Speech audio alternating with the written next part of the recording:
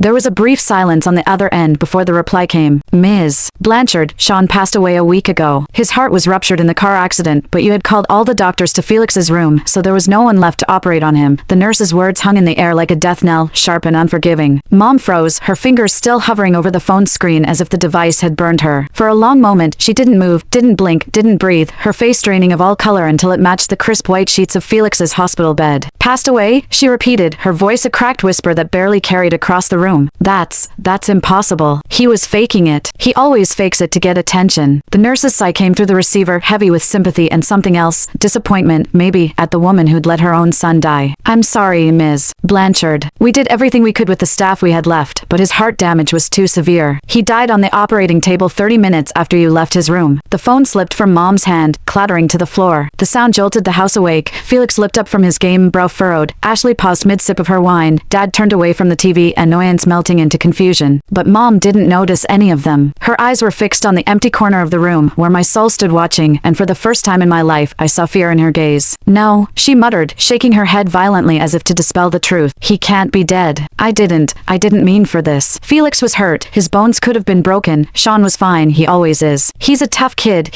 Her words trailed off into a choked sob. It was a sound I'd never heard from her before, raw, guttural, nothing like the cold, composed woman who'd snapped at me for fighting for attention as I bled out. She crumpled to her knees, hands clutching at her chest as if her own heart was tearing apart, and wailed. Click the link in my bio to get the full story for free.